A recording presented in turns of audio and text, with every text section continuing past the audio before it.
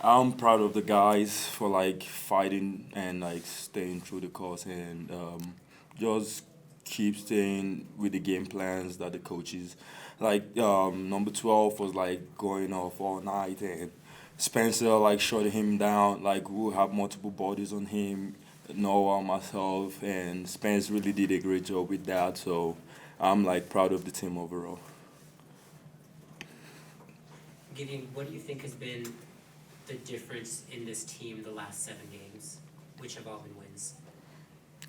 Just playing hard and playing smart and believing in what the coaches preaches every day and staying the course and fighting and we all believe in each other in the locker room. So we know how it is in there and so we're going to come outside every day and fight for our brothers. So bang bang baby. Bang, bang, baby. Yeah. You just like attach that to the end. Yeah. Okay, here we go. Mark, did you sense a little bit of a holiday lull with this team in the first half? What was maybe the issues that began? We're I'm telling you, it's a joy to coach this team. We talked about this in TV after like we had so much. I didn't think it was a holiday lull. I thought it was too much energy. I thought we were too excited. I thought the guys were too excited. We raced down in transition. And here's the first three, and then it was like, okay, everybody race down the floor. Let's just shoot up a three as fast as we can. And we went through the first media timeout without ever getting a two-man game, ever getting into a trail five transition, ever running through a play set. We had 2 play calls in the first 4 minutes, and we never actually executed them. One was we got tricked into a turnover drive, and the other one was just kind of a mess. We didn't even get through one. So, but I think it was on account of the guys. I don't think it's a holiday lull. I think it's just like wanting so badly to come compete and come play well and get better. And that's also a learning process too. But it's a good problem to have when guys have that much energy. How has it been having Spencer back on the floor? It means a lot to us clearly, right? We went around a lot of bodies at Solon. We tried different defensive schemes, and he just, our tandem has been a pretty good thing for us, and he just flashed from kind of did a looping circle on our second possession of tandem, kind of an aggressive zone, and shot a fadeaway 17-footer like it was no problem, and so he was super complicated for us, and Spence, fatigue, our guys' numbers, our attention, increasing, and Spence really limited him in the last 12, 14 minutes of the game. And that was super important because he was running a roughshod over us. So it is incredible to have Spence back.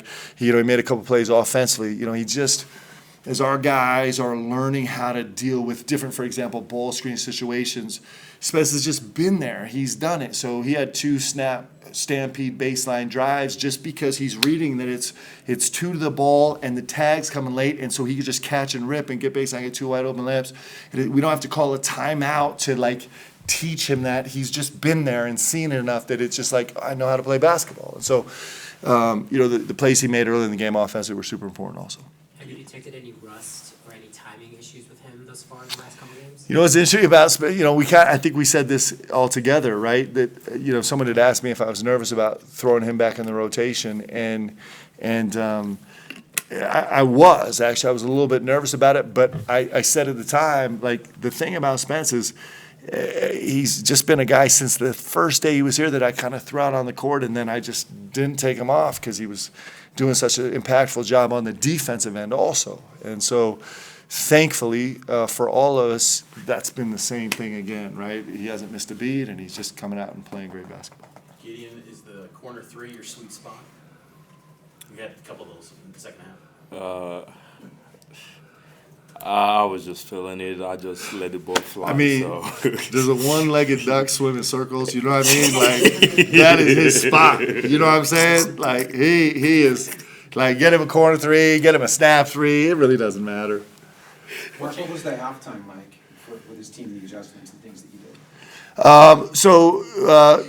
did? With this team, like, we got so much try on this team. What I'm working so hard for all of us to be patient with each other, and so what we talked about at halftime was the things we did well. We had an experience that I remember. We were on the road. This is G's first year. We were back east and we were playing USC in a holiday tournament. And I think the score at the end of the half was 24-21 or something like that. And we came in totally just sideways about everything offensively, and that's kind of all we talked about at halftime.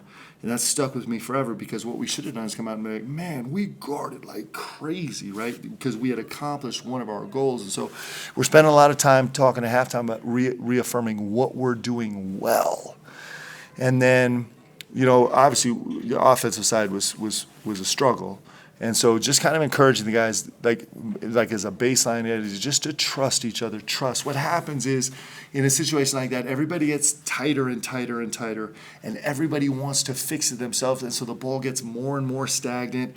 We stop making plays for each other because our trust goes away, because the game is kind of bludgeoning us, right? We just can't get nothing's working on offense. And so your instinct is to kind of like recoil, and what it needs to do is get more trusting, more faithful, and make more plays for each other. And G was the beneficiary of a lot of the second half, with guys creating great shots for him and him banging them. Gideon, do you think that you or the team will ever get tired of watching a Tiki dunk lob passes from you guys? Nah, it's just so fun to watch. Just throw the ball up there. Tiki is going to get it and dunk the ball, and his jump shot today, I was so hyped for him, and he finished his shot. That was like beautiful thing to see. I was just hyped for my boy, and just throw the ball all day. I think he's going to go get it no matter what. He's shown that at practice. Like, that's a Tiki. Just throw it up there. He's going to get it no matter what. Gideon, how big was that three-pointer by Dallin right before halftime? Because it seems like that uncorked your guys' shot a little bit.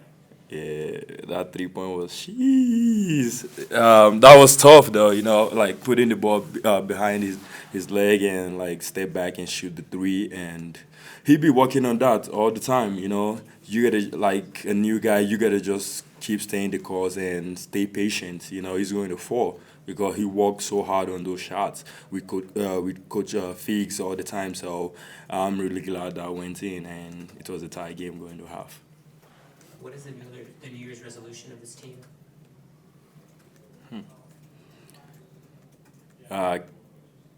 Keep playing hard, no matter what. So I think that's our identity right now, and we're going to keep doubling down on that and make simple plays for your teammate. Like, it's going to be a lot if we go down the road, but I'll just keep it simple, playing hard and making plays for your teammate. 2 more questions.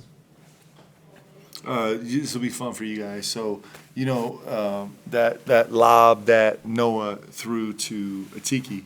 So we ran a very similar action last game in a critical moment, and Richie actually made the pass. And so I think, Atiki and Noah are boys. They're like best friends. And so I think Atiki was like, no, what the heck, man? How come you never, like Richie, the freshman, hooked me up, you never hooked me up? So Noah was actually way happier than Atiki just to get him off his back. He was super excited about that. Last question. Starting 2-0 in league is a big thing for these guys. Yeah. How do you feel like it affects them moving forward? So, it's a couple of good things for us. Like, we're 2-0 for only the 4th time in this league. Like, that's crazy, isn't it? You wouldn't expect that. This is only the 4th time in our tenure in this league that we've started 2-0. And this is actually, in our 4 years, we've had top 25 teams here for the last 4 years. And this is the second longest winning streak we've had, right?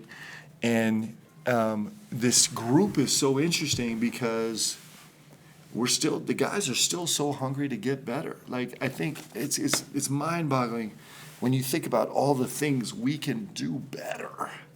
There's just so much we can do better, and we can actually get better this year. We've won 7 in a row. That's hard to do. It's hard to win 7. Like I said, I mean, you think about that, how fun that team was our first year here.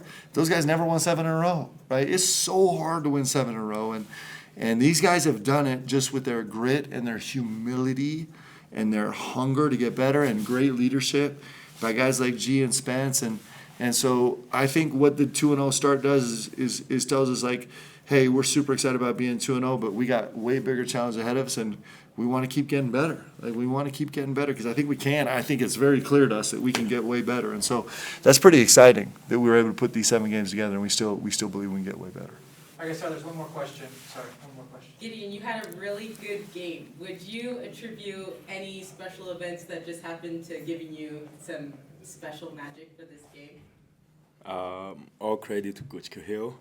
You know, Oh boy, that is not. Hey, let's start over. Let's start over. Okay, let's try that again, G. Yeah, that was the biggest. This is the first post-marriage press conference with Jess in the house. All right, try again. All right, let me do this for him. So I'm telling you what, like, actually, I married the most extraordinary woman in the world. This is you're saying this. And it has brought so much peace and confidence to my life right now that it's really given me some balance on the court that it just changed my life forever. And then a little tear needs to come down. Thank you, Coach. Wait to bear me out. That was like a lob to a TV. We'll work on it. Yeah, we're gonna do it. You gotta do it. But you did sit down. You did sit down. The first thing he said when he sat down was, "My beautiful wife is here." Yeah. That was a little shout out. Hey, thank you guys so much for being there. Thank Happy you, New Year, guys. guys.